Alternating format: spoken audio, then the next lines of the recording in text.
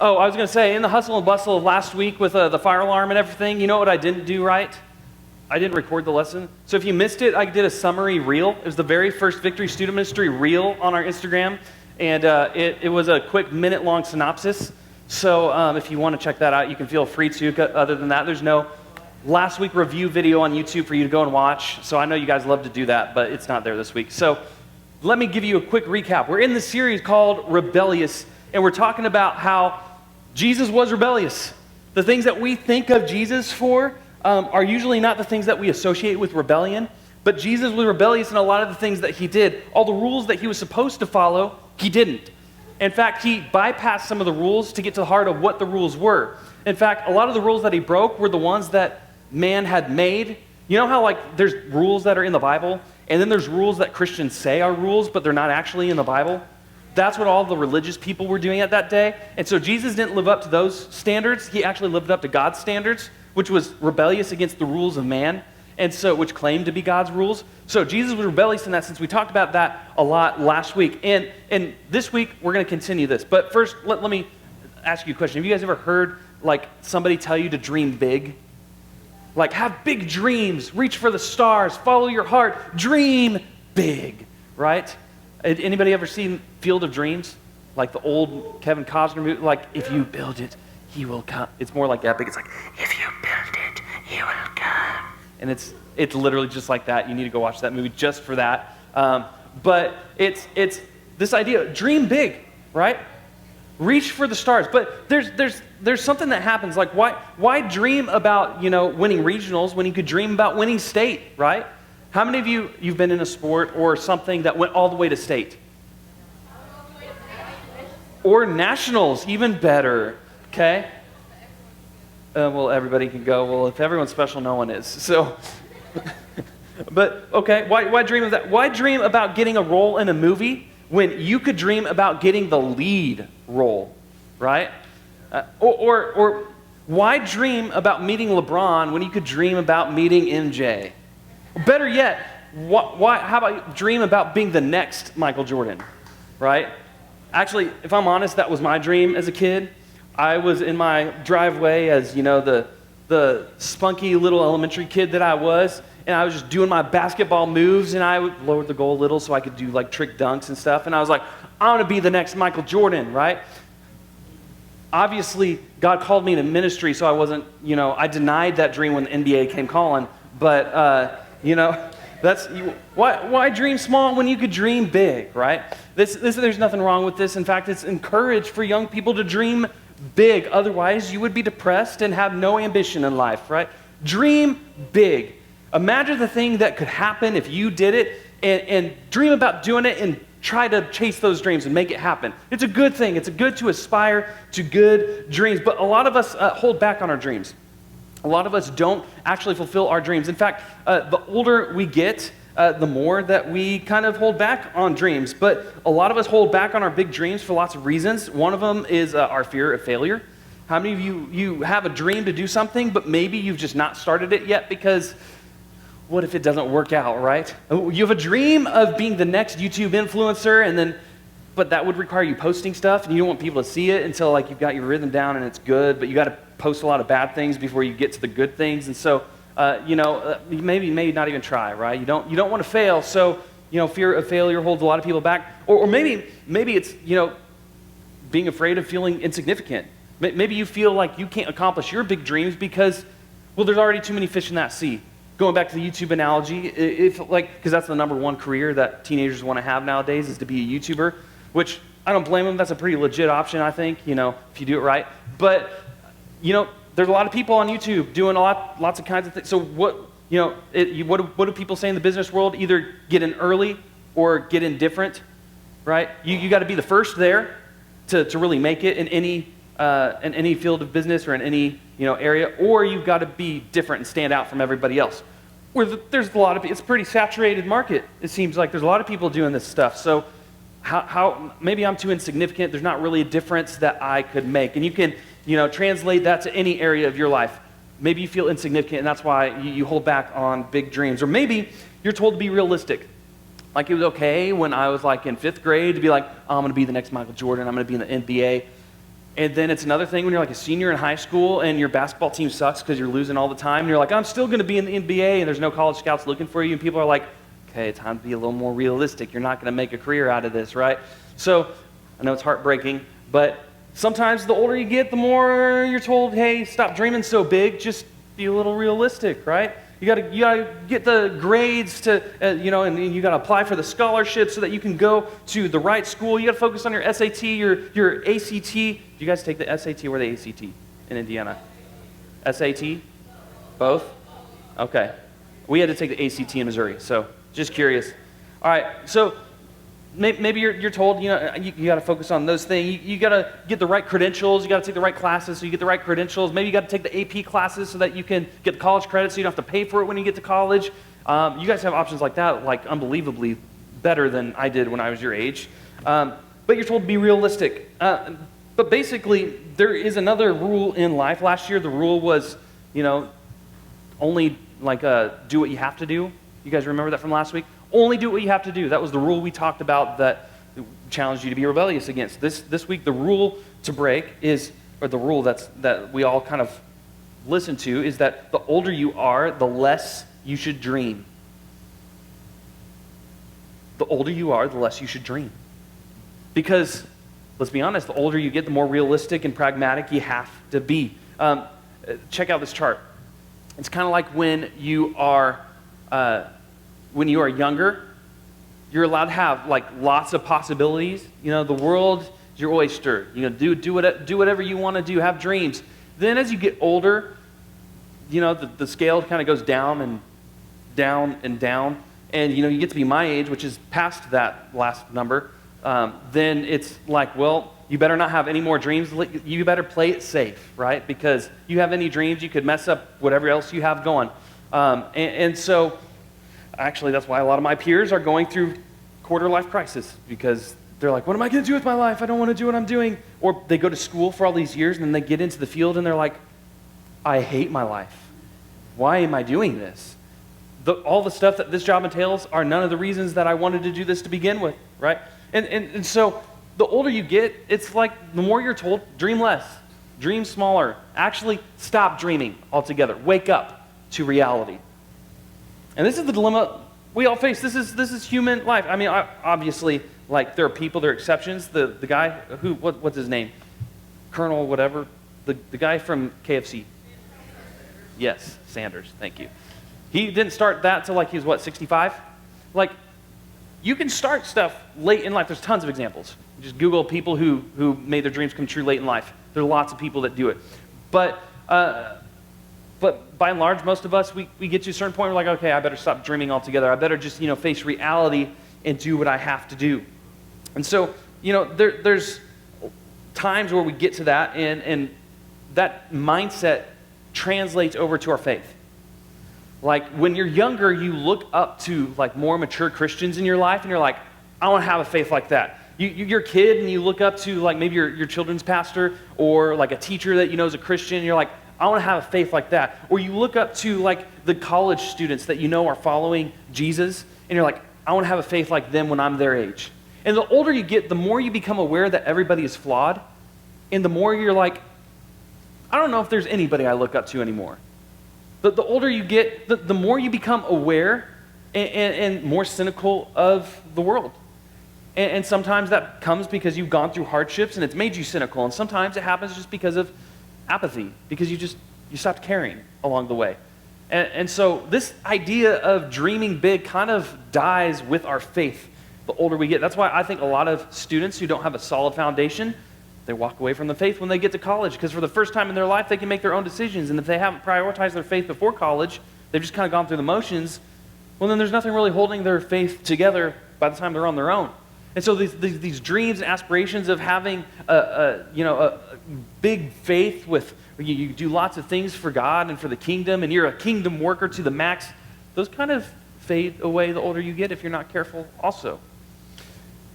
But this idea of dreaming big is something that's good. In fact, Jesus actually, when he was walking with his disciples, he didn't teach them just to go with emotion. In fact, he said that wide is the road, wide is the gate that most people go through, but small and narrow is the road and the gate that people go through to follow him and to find life. And Jesus basically says, you got to dream big. You got to go against the current. If everybody else is doing something, it's probably a warning sign that you should stop and think about it before you jump on that bandwagon, right? The crate challenge, not wise. A lot of people are doing. I've seen a lot of broken backs, at least what I would assume is a broken back, watching those reels, because people try to walk across. You guys know what I'm talking about? Okay, you walk across the crate pyramid, and you basically almost kill yourself trying to do it because it's not safe. Don't do it. But if you're honest, it's hard not to laugh when you see people try to do it. Anyway, that's completely off topic. But we have this idea when it comes to our faith. Well, we don't consciously think about it, but our dreams get smaller. Our aspirations get weaker. And the older we get, it seems like our faith becomes less real to us than it's supposed to be. But Jesus, he actually shakes that up for his disciples in a lot of ways. He showed us what it was like to rebel against that idea of dreaming small. And check out what he says. This is after the resurrection. He's standing there in front of his disciples, and it's the last time he's going to say anything to them before he goes up into heaven. This is what he says. And Jesus came and said to them, "All authority in heaven and on earth has been given to me. Therefore, go and make disciples of all nations, baptizing them in the name of the Father and of the Son and of the Holy Spirit, teaching them to observe all that I've commanded you. And behold, I am with you always to the end of the age." So, baptizing all the nations sounds like quite a bit. That's a lot. That's kind of a big dream, Jesus, right? Most of the disciples, when they were hearing that, they're thinking probably like, that's impossible, Jesus. How are we supposed to do that? But it probably would have made more sense if he was like, baptize your friends, right? Baptize those who are close to you. Because all of us would probably be like, yeah, I can talk to people that are close to me. I can work up the courage and get out of my introvert bubble for a couple minutes here and there to talk to people about Jesus. But he says, no, actually, you're tasked with going to the entire world, to all nations. Teach them all. Serve them all. Which seems like a pretty big goal. And I'm sure the disciples were thinking, how's that possible? How are we supposed to do this? But he continues that all nations part, and he says, teaching them to what? It's still on the screen. Teaching them to, are you observing the screen? Teaching them to observe all that I have commanded you. There's this task that he's saying, everything, not some things, all things that I have commanded you. And his greatest commandment was to love God and love others. So the mission was clear. Find everyone, invite them, teach them to love God and others. Jesus was inviting his followers to join this revolution that was going to change the entire world. And it does, because guess what? You and I are here today as witnesses to this truth. We're still talking about it 2,000 years later. But that wouldn't have happened if Jesus didn't give them a big dream of a goal to accomplish. And it wouldn't have been possible had he not left his Spirit with us to make it happen. He dreamed big for his disciples. And why would any of his disciples believe that they could make the impact that Jesus was talking about when just a few days earlier they were all in hiding because they thought the mission was over, because they thought Jesus was actually dead?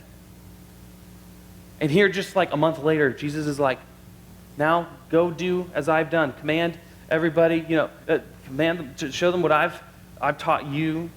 Go love others the way I loved you, that I've served you. Last week we talked about how Jesus washed his disciples' feet. Do unto others what I've done to you. Serve.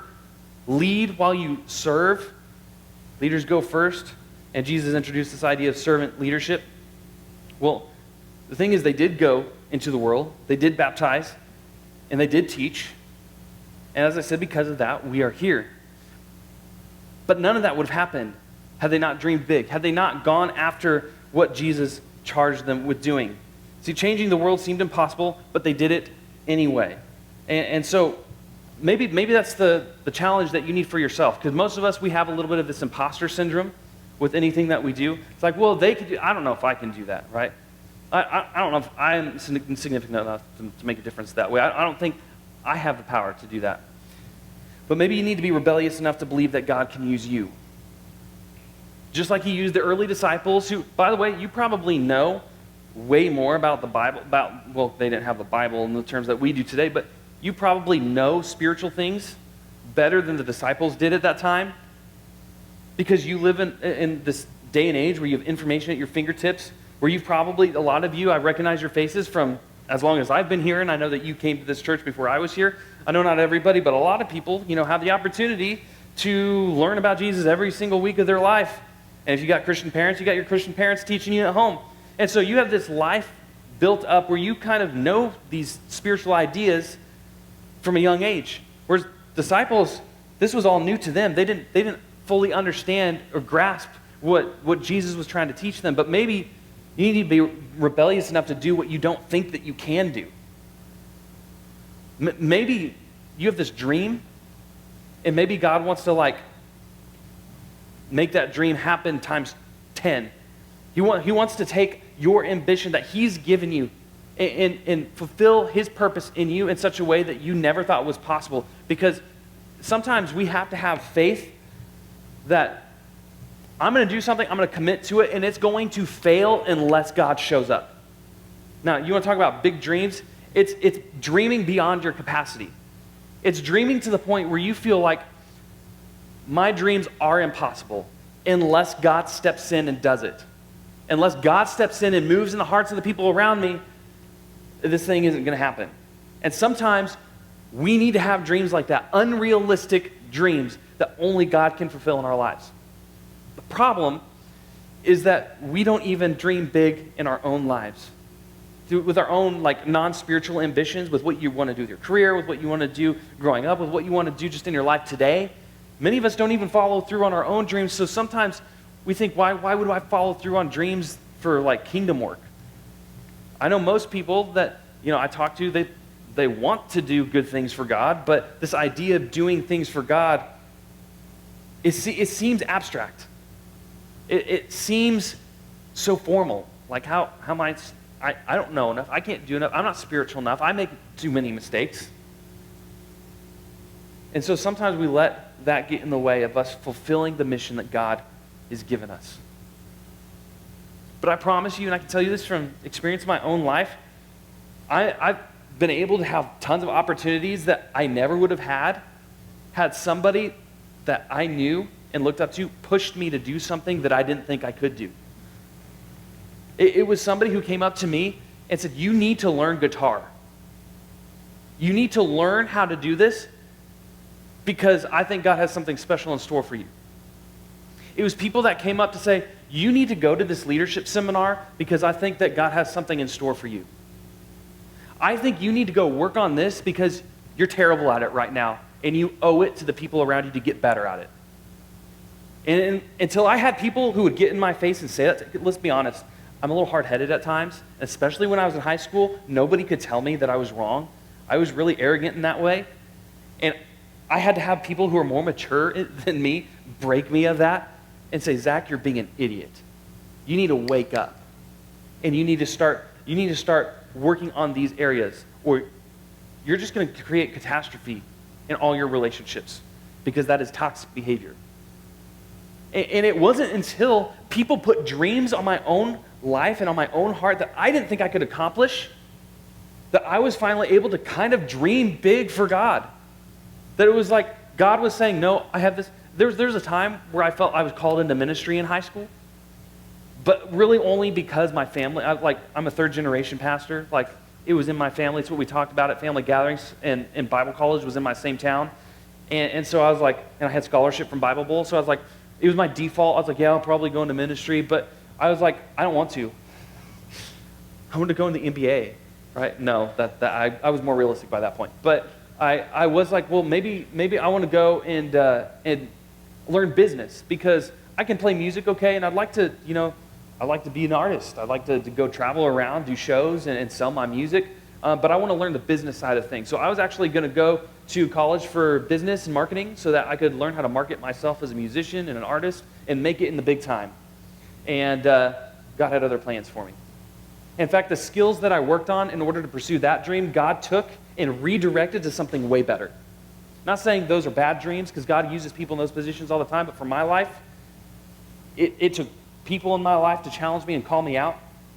And it also took God kind of breaking my heart for some things.